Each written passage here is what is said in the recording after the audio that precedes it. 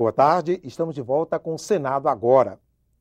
O presidente do Senado, Renan Calheiros, voltou a defender a autonomia do Congresso para regulamentar a lei aprovada no final do ano passado, que substitui o indexador da dívida de estados e municípios com a União, e cobrou que o governo proponha um ajuste econômico sistêmico e não pontual. Renan Calheiros também criticou a recriação do Partido Liberal. Do ponto de vista do arranjo político desse governo, a criação do PL foi a pior invenção. Uma coisa é criar um partido na forma da lei, outra coisa é criar um partido sob o Ministério das Cidades e sob o Ministério da Educação. Isso distorce o quadro partidário. O quadro partidário, ele saiu das urnas. Os partidos têm o tamanho que têm porque conquistaram nas urnas. Como pode o governo patrocinar uma coisa que objetiva diminuir o tamanho do aliado? Isso é um péssimo exemplo da reforma política que nós vamos ter.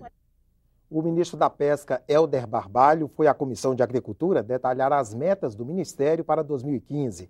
Os senadores cobraram maior execução orçamentária nos estados. O pagamento do seguro-defeso para os pescadores também foi tratado na audiência pública. Helder Barbalho afirmou que um dos objetivos do Ministério neste momento é negociar a transferência da logística de atendimento aos pescadores para a estrutura do INSS. Segundo ele, o pagamento do seguro-defeso, mesmo para pescadores cadastrados no Bolsa Família, é uma questão que já está solucionada. O que está combinado é de que quem é Bolsa Família continua Bolsa Família.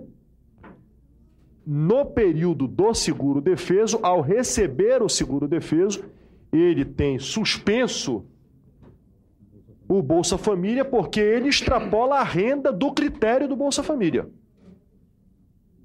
Nada além do que isso. Durante a audiência pública, os senadores pediram ao ministro que agilize a execução orçamentária nos estados e priorize a pesca de água doce. Aonde nós podemos aumentar a nossa produção é exatamente aí, né? E a gente ainda foca a questão das pequenas propriedades. Se nós conseguirmos o apoio dos estados, destravamento burocrático, só os nossos reservatórios já farão com que nós cumprimos a meta de pular de 480 para 2 milhões de toneladas. Ao final, uma questão incômoda foi levantada pelos parlamentares. Em meio a discussões no Congresso Nacional sobre o enxugamento da estrutura ministerial, alguns parlamentares já têm opinião sobre o que deve ser feito caso o Ministério da Pesca seja extinto. Se for para enxugar, e eu também defendo essa tese, essa pasta que é importante, ela pode voltar para a agricultura. O Ministério da Pesca sempre passou a ser a referência quando se fala em extinguir ministérios. Esse setor não poderia ficar restrito a uma caixinha lá no Ministério da Agricultura e que não tivesse repercussão e não tivesse autonomia para se organizar e realizar a sua produção. 732 mil estudantes foram beneficiados pelo FIES em 2014. Neste ano, milhares de alunos que adotaram o programa de financiamento estudantil não conseguiram fazer ou renovar matrículas em instituições de ensino superior. O assunto foi tema de audiência pública na Comissão de Direitos Humanos.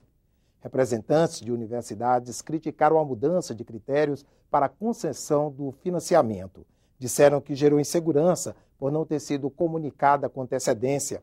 O representante do Ministério da Educação garantiu que o MEC vai cumprir os compromissos assumidos com alunos e universidades. CPI do HSBC aprovou o plano de trabalho e ouviu jornalistas que tiveram acesso à lista de brasileiros que têm conta em agência bancária na Suíça. Primeiro, a CPI ouviu e aprovou o plano de trabalho elaborado pelo relator, senador Ricardo Ferrazzo. Depois, todas as atenções foram para os jornalistas convidados. Fernando Rodrigues, do portal UOL, e Chico Otávio, do Globo, foram os primeiros a conhecer a lista dos brasileiros com contas no banco HSBC, na Suíça. Se a CPI se concentrar só nos nomes, é importante também. Mas se ela fizer só isso, estará fazendo apenas metade, talvez, do que poderia fazer. É muito importante, eu notei no plano de trabalho que isso será feito, analisar também o papel das instituições bancárias, especificamente do HSBC, que poderá, se convidado, imagino, talvez esclarecer tudo aqui. De acordo com dados vazados por um ex-funcionário do banco, 8.667 brasileiros teriam em depósitos na Suíça cerca de 7 bilhões de dólares. Ter conta bancária fora do país não é crime, desde que os valores sejam declarados e recolham impostos. O que a CPI quer apurar é se houve evasão de divisas, sonegação fiscal, qual a origem do dinheiro e se está, de alguma forma, ligado a outros crimes. O jornalista Fernando Rodrigues negou o pedido do senador Paulo Rocha para que fornecesse a lista completa. A comissão vai convidar autoridades do governo responsáveis pelo controle financeiro. Além disso, fará uma visita ao embaixador da França, país que possui a relação considerada oficial de todos os dados de todos os correntistas. Também serão ouvidos como convocados o doleiro Henri Oyer de Carvalho e o presidente do HSBC Brasil. Há uma suspeita, há um indício que o HSBC opera deliberadamente a favor de evasão de divisas e sem fazer a pesquisa prévia se existem outros crimes por trás daqueles que abrem contas. Há uma ação deliberada do HSBC. Este, no meu entender, é o principal questionamento a ele. O ministro da Saúde veio ao Senado pedir que seja derrubado o projeto de decreto legislativo apresentado pela oposição que interrompe o termo de cooperação técnica celebrado com a Organização Pan-Americana da Saúde para viabilizar o programa Mais Médicos. Ela simplesmente impede, ela torna nulo a cooperação entre o Ministério da Saúde e a Organização Pan-Americana e, portanto, mais de 11.400 médicos cubanos deixariam de participar, né, do programa Mais Médicos, ou seja, não seriam interrompidos.